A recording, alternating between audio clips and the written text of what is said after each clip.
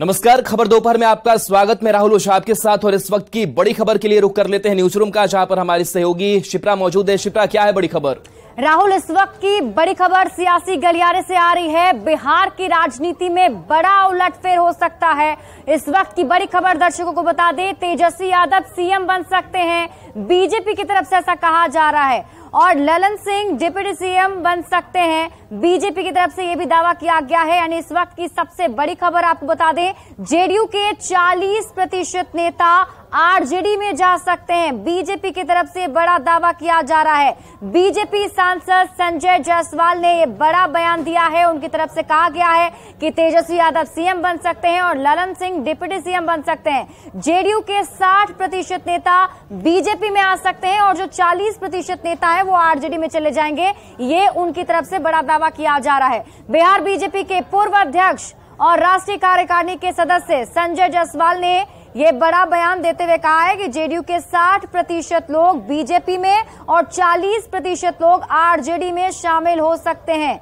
राहुल, बिल्कुल, तो ये बड़ा बयान सामने आया है और कि तेजस्वी यादव सीएम बन सकते हैं, ललन सिंह डिप्टी सीएम बन सकते हैं और 60-40 का जो फॉर्मूला है वो बीजेपी बता रही है, वो संजय जायसवाल बता रहे हैं। आज के डेट में जदयू एग्जिस्ट नहीं करती है।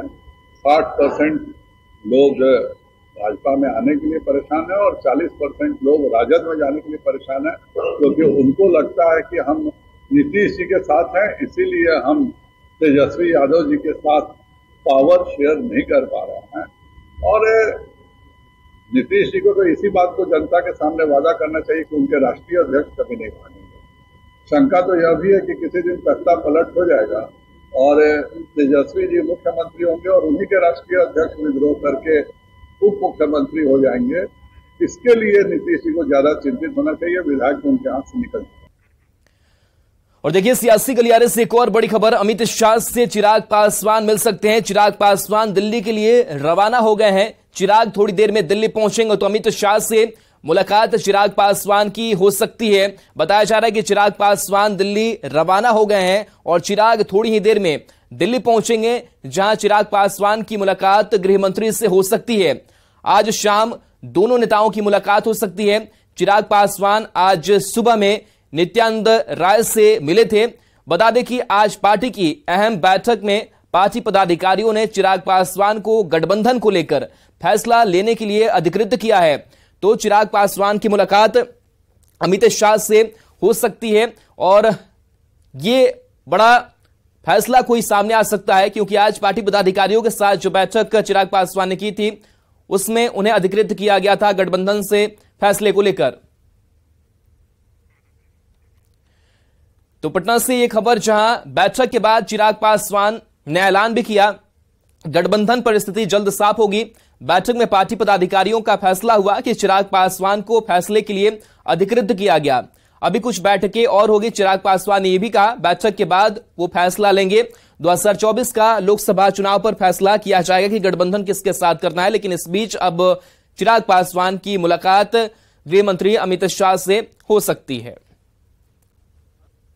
कई विषयों पर चर्चा हुई है, पर मैं पुनः में दोहराता हूँ, जब तक अब कैमरा बहुत आगे अंतिम मुहूर्त सार्वजनिक करना उचित नहीं होगा।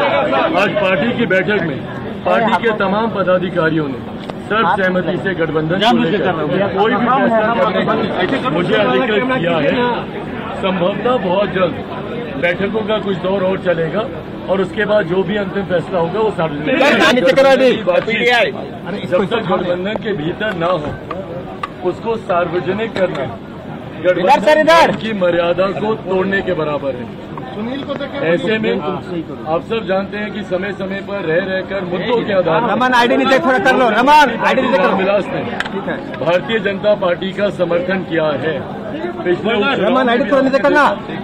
लोगों ने भारतीय जनता पार्टी का समर्थन हम लोगों ने किया है, पर आगामी 2024 के लोकसभा चुनाव और आगामी 2025 विधानसभा चुनाव में लोक जनशक्ति पार्टी का गठबंधन किसके साथ होगा एलजेपी-आर की महत्वपूर्ण बैठक हुई। चिराग पासवान की अध्यक्षता में ये महत्वपूर्ण बैठक हुई है। हालांकि बैठक का जो मुख्य बिंदु था वो था गठबंधन। आखिर किस पार्टी के साथ गठबंधन किया जाएगा, क्योंकि 2024 में महत्वपूर्ण चुनाव होने वाले हैं। कई सारे सवाल हो रहे हैं कि क्या चिराग पासवान एनडीए का हिस्सा होंगे। हालांकि इस बैठक के बाद साफ हो गया है, तमाम पदाधिकारियों को इस बैठक में बुलाया गया था और बैठक के बाद साफ निर्णय लिया गया है कि अब जो भी फैसला करेंगे वो चिराग पासवान करेंगे। चिराग पासवान ही फैसला करेंगे कि आखिर किस पार्टी के साथ कितने सीटों पर गठबंधन होगा और कैसे तैयारी की जाएगी।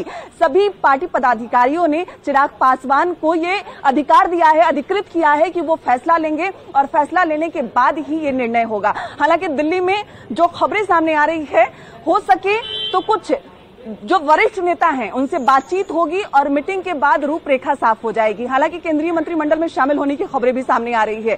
हालांकि चिराग पासवान ने अभी इस पर मुहर नहीं लगाई है, लेकिन इतना जरूर उन्होंने बैठक के बाद कहा है कि बहुत ही जल्द ये निर्णय होगा, बहुत ही जल्द ये साफ हो जाएगा कि आखिर किस पार्टी के साथ उनका गठबंधन होगा, कितने सीटों पर चुनाव लड़ा जाएगा। तमाम पदाधिकारियों के साथ आज बातचीत हो गई है, सभी ने अधिकृत कर दिया है और साफ तौर पे कहा है कि कई प्रस्ताव अलग अलग पार्टियों से आ रहे हैं। आखिर किस प्रस्ताव को मानना है, किसे ठुकराना है, किस पार्टी के साथ गठबंधन करना है और किसके साथ मिलकर 2024 का चुनाव लड़ना है, अब ये फैसला चिराग पासवान करेंगे। महत्वपूर्ण बैठक हुई है और एलजेपी-आर की ये जो बैठक है कई मायनों में खास मानी जा रही है। हालांकि अगले साल 2024 में लोकसभा का चुनाव होने वाला है। ऐसे में अटकलें लगाई जा रही है कि क्या वो एनडीए का हिस्सा होंगे या फिर वो अकेले ही चुनाव लड़ेंगे। हालांकि चिराग पासवान ने कहीं ना कहीं इशारों में साफ कर दिया है कि वो पार्टी के साथ गठबंधन के तहत चुनाव लड़ेंगे, लेकिन वो पार्टी कौन होगी बस कुछ ही दिनों में वो अपना फैसला सुना देंगे। पदाधिकारियों के साथ आज जो बैठक हुई है उन्हें अधिकृत कर दिया गया है और वो फैसला लेने के लिए अब वो स्वतंत्र हैं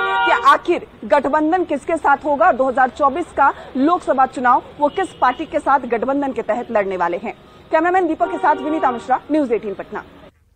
और इस बीच सियासी गलियारे से बड़ी खबर, चिराग ने फिर बड़ा दावा कर दिया है। जेडीयू में टूट का दावा चिराग पासवान ने किया है, तो चिराग का एक बार फिर से बड़ा दावा सामने आया कि जेडीयू में टूट होगी, जेडीयू के सांसद टूटने वाले हैं। ये चिराग पासवान ने दावा किया है। जेडीयू के एमएलए भी टूटने वाले हैं। जेडीयू नेता संख्या का इंतजार कर रहे हैं। दल बदल कानून अड़ंगा बन रहा है, इस वजह से संख्या किस तरीके की होगी इस पर फैसला किया जा रहा है। और चिराग ने एक बार फिर से दावा किया है कि जेडीयू में टूट तय है।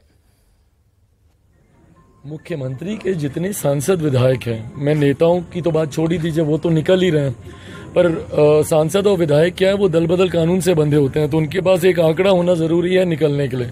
नेताओं को तो आपने देख ही लिया, उनके संसदीय बोर्ड के अध्यक्ष निकल गए, उपेंद्र जी, आरसीपी जी निकल गए, गठबंधन के साथी भी निकल रहे हैं, मांझी जी निकल गए। पर सांसद और विधायकों में जो आक्रोश है, आक्रोश का कारण है भाई ये सांसद जो उनकी पार्टी के जीते हुए हैं वो कैसे जीते।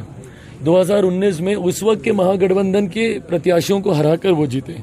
विधायक इनके 40, 42, 43 जो भी रह गए तीसरे नंबर की पार्टी के, वो कैसे जीते। वो उस वक्त के महागठबंधन के प्रत्याशियों